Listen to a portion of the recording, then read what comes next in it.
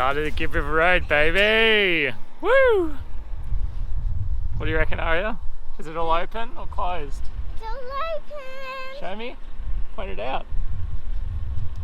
Open, open, open, open. It's all open.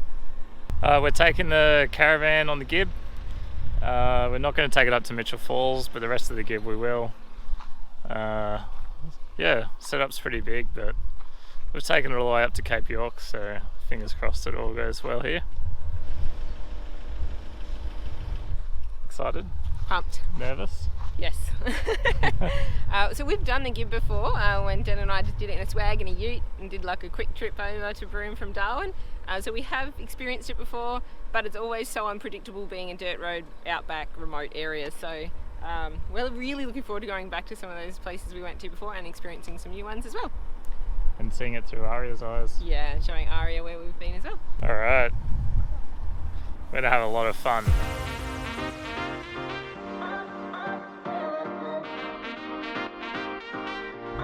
What you doing? Just trying to get an episode finished before we hit the Gibb and possibly be out of reception. So yeah, don't want to risk it. I don't want to risk there not being an episode there ready for you guys. Yep.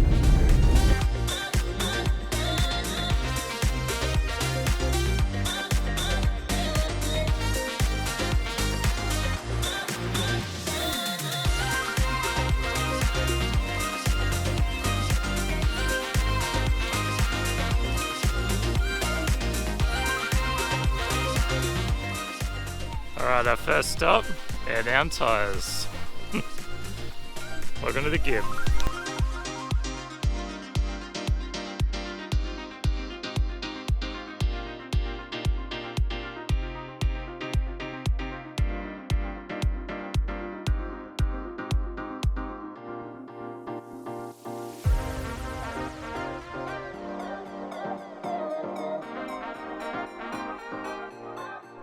Welcome to Windjana Gorge. Check this out for a backdrop. It's pretty spectacular. And the sunset tonight as well. We've arrived just on sunset. I'll turn you around.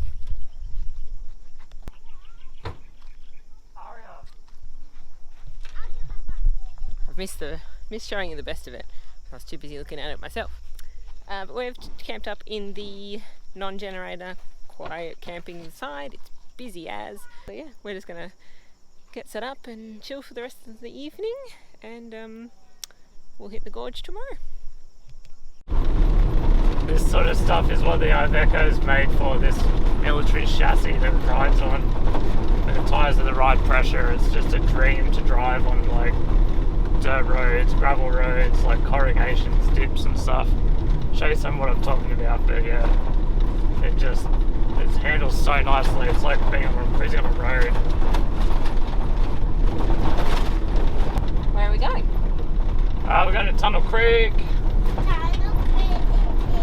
We're going to go underground in the creek. Aria's never done it. Should be really cool. Should see a few little freshies. Yeah, we've got our head torches charged. Yeah, it should be good. Looking forward to it. So it's about a 35-kilometre drive from the Windjana Gorge camp turn-off. So on the dirt road. So we're just heading down there. We've done it before. Hopefully we'll see some freshies and show Aria. Check out this road.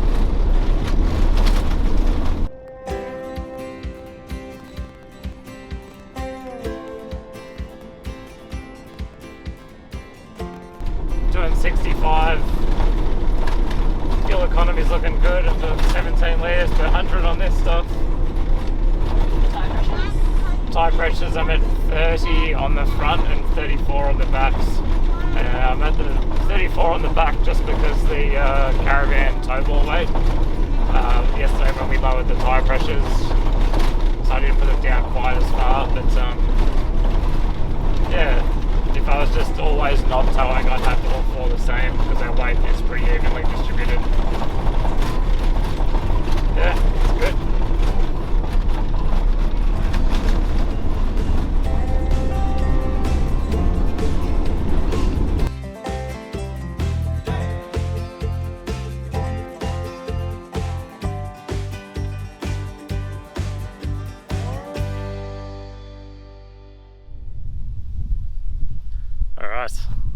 torch.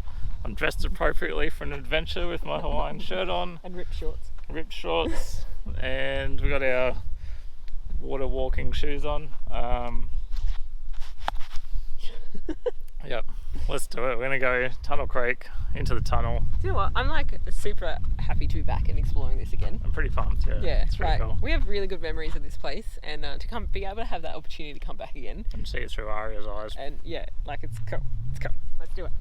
And we're back in comfort as well with a caravan and Yeah, we're truck and not stuff. swagging it with an esky and Dad.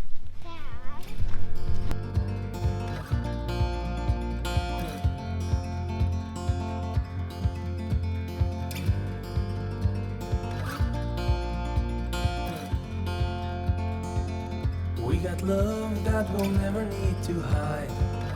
Love will always rise above. Whatever comes, we will be just fine. If I am yours and you are mine. Take my hand and let's fly away to another galaxy. Hold me close, I want to feel your love. Together we are free. Just be. right. So even though heaps of people do it, I've done it before myself.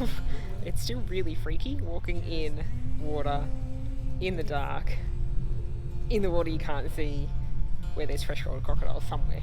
Like I know they can't hurt you really, but you still don't want to step on one or something.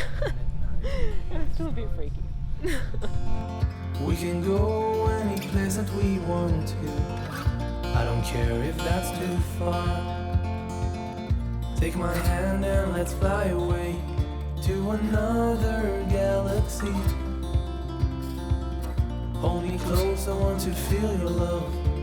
Together we are free. Just be with me. Just be with me. Just be with me. Alright, we made it to the end. If you go to the end and take the track to the left up over the rocks, up on the kind of wall there's some beautiful Aboriginal rock art. And yeah, now we're trekking back through.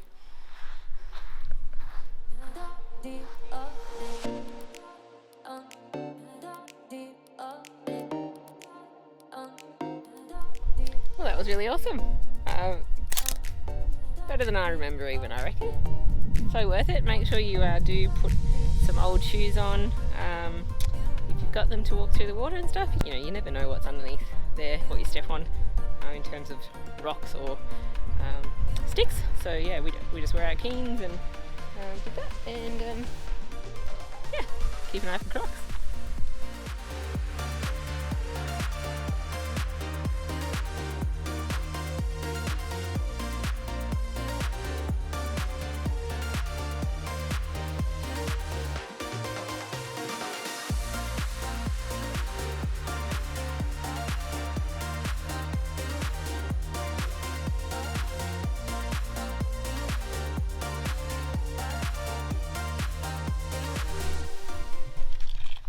What are we doing? Having a mint. What are you doing? You're a mint. Look at your new haircut. Mint to be. You're mint with your new haircut. Shaved face. Looking so young. We're off for the walk into the gorge, into Windana Gorge. Just a short walk from the caravan in the camping area towards the gorge. We'll show you around.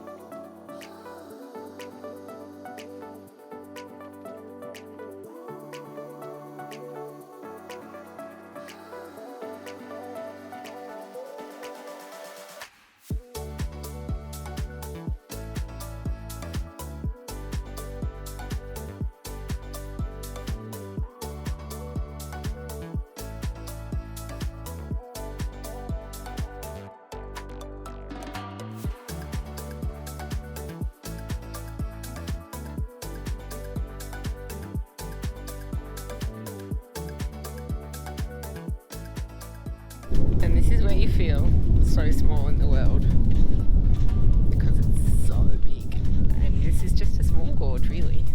There's lots of bigger gorges in the world. This one's pretty spectacular.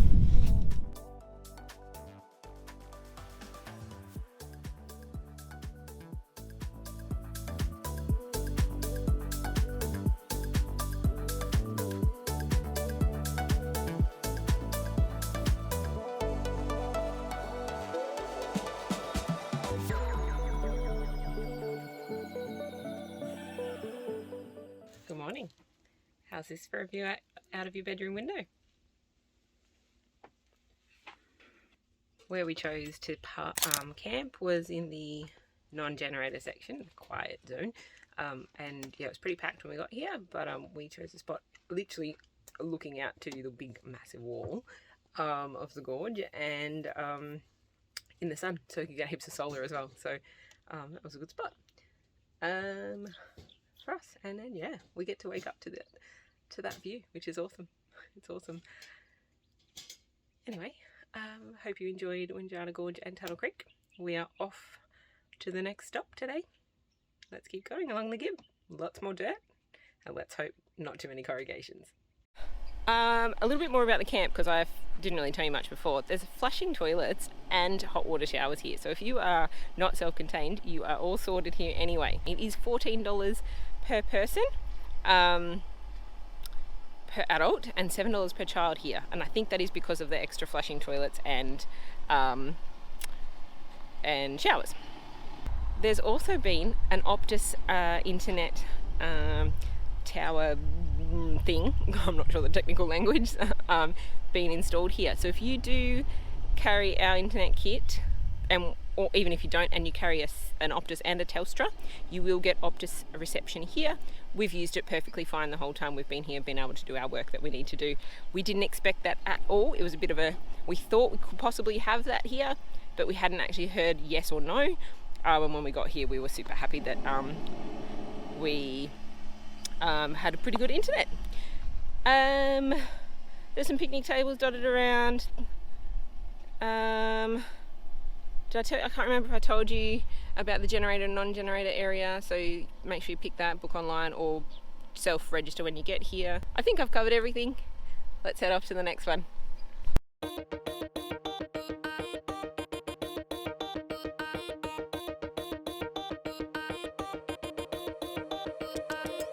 both know those moments when all your worries hit again and eat your time.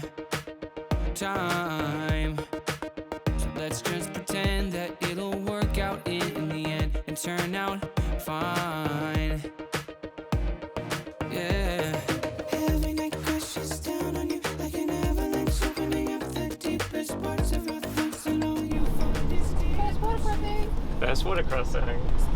Look at it, it's tiny. Letting time pass like the winds on your mind. But leave that behind and let Funny. Entertainment. The next stop that you can do is Leonard Gorge, if you're heading the direction we are. We did that last time we were here, but we can't today because it's closed. It's pretty cool, but it's like a skinny one, skinny and deep, and you're only meant to go up to the top platform, like the lookout platform. People like climb down into it and stuff, but It's a bit sketchy. it's pretty sketchy, yeah. No, we can't even go and show you that because it's closed, but keep an eye on that one if you wanted to make that stop. Should also add that section there, when I was trying to film that, was like the worst corrugations we've had in a long time. Yeah, like along the whole way, I reckon. Yeah, Yeah, so far. So that was probably bad timing on my behalf. Anyway.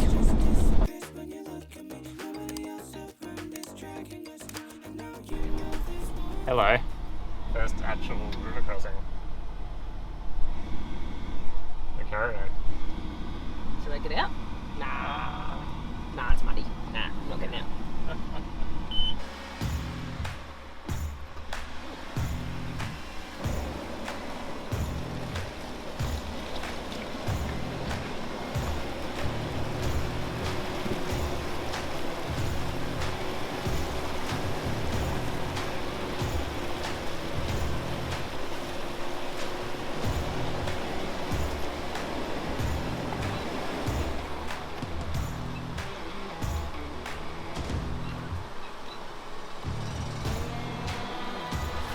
just a depth update for you.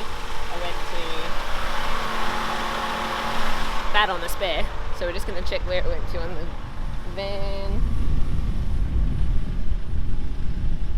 Pretty much chassis deep, water tank deep. Our question is battery box. Yeah, battery box deep.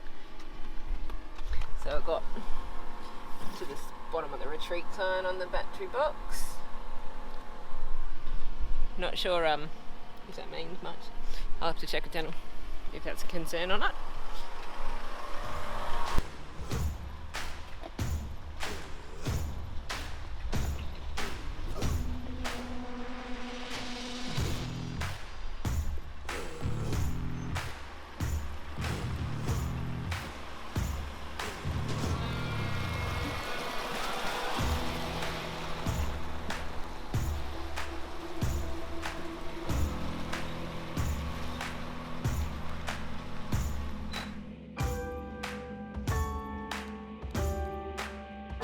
Hi, this is Bell Gorge.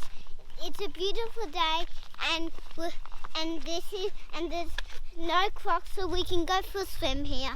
It's awesome here at Bell Gorge. So, where are we going? Also, like, there's no camping at Bell Gorge, so you're camping at Silent Grove, which is another national park camp, booked online or when you get there, and then you have to drive another 10k down to the car park of Bell Gorge and then walk in as well. So it's a bit of an adventure one. Drop the van off, drop the camp set off, and continue on. I'll show you around the campground when we get back. Oh, actually it might be tomorrow morning, because we're planning sunset photos here. So probably won't have time to show you that until tomorrow morning. And I'll tell you all about that then. But for now, let's go to Bell Gorge.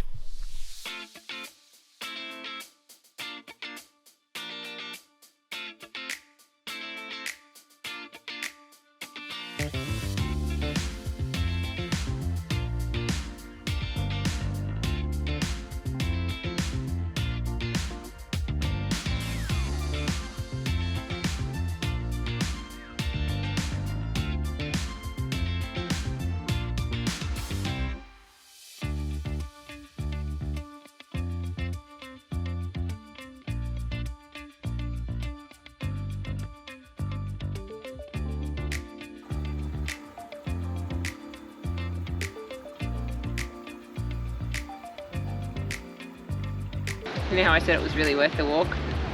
It's really worth the walk. It's epic. It is even better than I remember. Again, it is just so stunning, so calm, so natural, so huge, so everything, just amazing.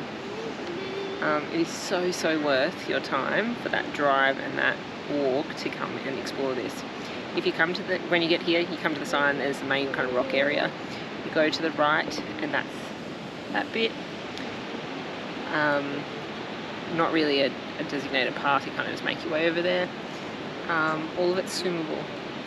If you go that way, that's the cliff edge, but you can get a look at the waterfall. And if you go across, there's some markers across there that takes you up and over and around to the other side and down the bottom. I've never actually done that one, it's a bit too far for me. Definitely not doing it with Aria, it's a bit too sketchy. But we have seen people on the other side and swimming down the bottom there and it looks epic. One day, maybe on the third visit, we'll do that one. See how Daniel's ankle and knee go. Daniel's just capturing and we're just sitting, Aria and I are just sitting and chilling. But yeah, I can't emphasize enough that you need to do this one. It is so good. About to head over to the sketchy part of the cliff to get this photo. Just waiting for the sun to go down and then see the tip of the whoop, there's my finger. There. The tip of the mountain is getting darker and darker as the sun goes down, and that'll be a bit less contrasty. So I'm just waiting for that to fully go, then I'll get the food that I want.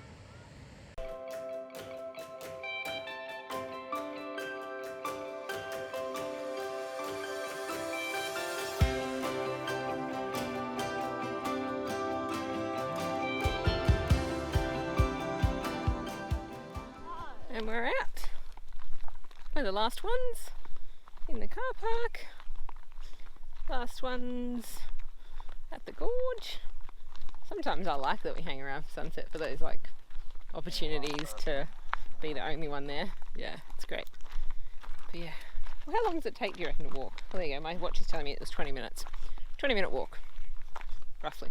So, and it's just a casual pace, so yeah, not too strenuous. What are we having for dinner? Why would you know? I just cook it. Have you looked at the? I know, I just cook it. Have you looked at what's on the use by list? I have not.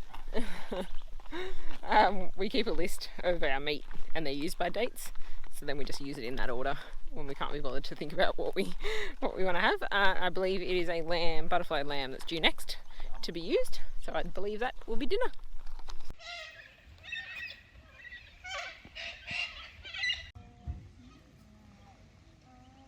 Hey, so we're at Silent Grove Campground and our fridge in the truck stopped working. Our stand-up 110 litre Evercool. It's been a little bit dodgy on and off. We haven't been sure of like what's been the cause. Just find my ear. But we've just been sort of persevering with it. At the moment we've got all our important stuff in our angle instead. It's good to have a backup. Because we've got the space. Yeah, it's got the space. So I pulled apart today. I did some fault finding with the multimeter, and this is actually the circuit breaker that's on the back of the fridge.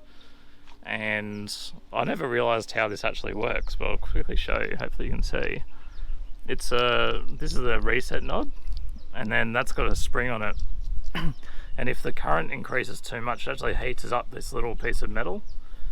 So all that's holding this piece of like the current on is the spring on this piece of metal, and then as it heats up, it's meant from overcurrent, it's meant to pull this out, and that breaks the circuit.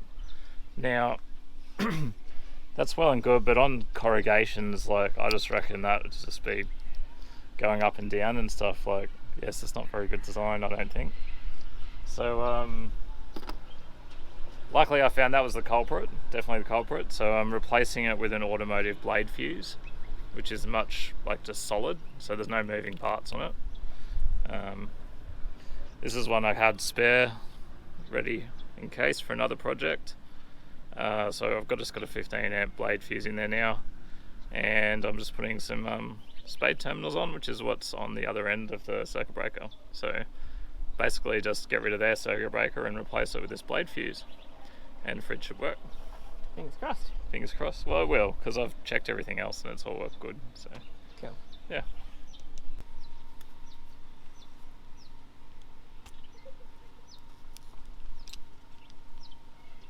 Now, that's smushed now, and so you can see I can't pull that off with all of my strength, and it's got a good solid connection. So we'll chuck that on now and check how it works.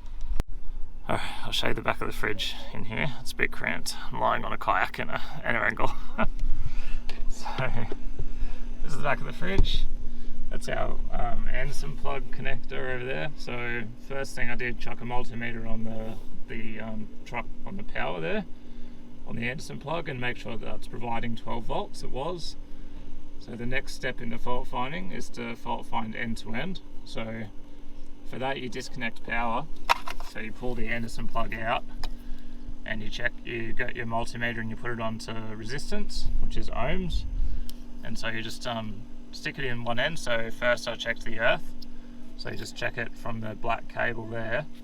And then on this end, I could see where the cable came in. And so red's obviously live, blue, in this case blue is the earth. So I can see that the blue came around and came up, and it's a spade terminal on the back of the fridge here. So I pulled the spade terminal off and checked the resistance between this spade terminal and this earth on the Anderson plug, and that was fine, there's no resistance, which means that the circuit's good all the way through. The next step was the live terminal. So it's safe once you've disconnected the power here. So then I checked from the live terminal here all the way through to this red terminal, and there was resistance going through. There was no electric path. So I knew that there was somewhere there's a break in the connection between this Anderson plug and this terminal. So the next step is to split it up if you can. And so for me, that was the circuit breaker, which goes in the back here. The circuit breaker went in here. And so I pulled these spade terminals off and checked it. And yeah, so there was a break there. So it was obvious to me that the circuit breaker was faulty. So I just disconnected it, tested it, it was faulty. And now these are the two spade terminals that I'm going to plug my new blade fuse into. So let's give that a go. This isn't pretty, but we're in the middle of nowhere, so you know, beggars can't be choosers when you need a fridge working. I think I'll probably electrical tape these together so they don't slip off. Heat shrink could be good as well, but an important thing is to make sure that you actually go into the connector and not just into the plastic around it. Alright, so that's good now. The fuse is in the connection. Just pop that off. Now I'll reconnect this power on. Now we'll connect out our Anderson plug and hope. So there we go. Alright, look at that. We have a fan starting to work. The compressor's just turned on. So we are golden. I'll just tidy this up at the back now and maybe gaffer tape that fuse on or something. Just tuck that in there. Alright, there we go. Fridge working, job done. Just wanted to say also, I bought these fancy dancy King Chrome wire strippers the other day, and they've been really good. They're really brilliant. I think I paid $30 and it was in the middle of nowhere. I think it was Exmouth I bought it. But yeah, they've got the nice wire crimpers there, and the really fancy dancy stripper at the top here. I can show you how the stripper works. You don't even have to like care what cable size it is, it just works easily. You guys see that? So the cable, you just put the cable in and squeeze, and it like clamps it down and then strips the wire off, and that's done. It's so easy.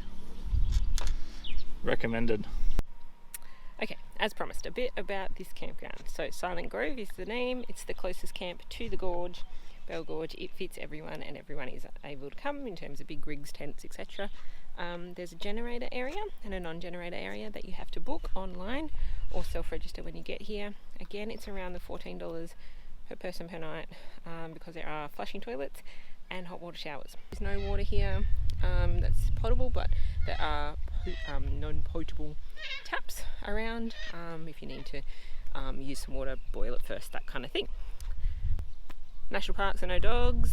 I was just over helping someone fix an alternator. They did their alternator and they finally had the part fly in. They've been stuck here for 5 days, and they walked around the camp and said, does anyone know anything? And Dan was like, I can give it a go. So he's over there trying to help them fix their alternator. I might go and pop over and check how he's going, and then if he's almost done, I'll start packing up. And we'll show you the next part along the Gib.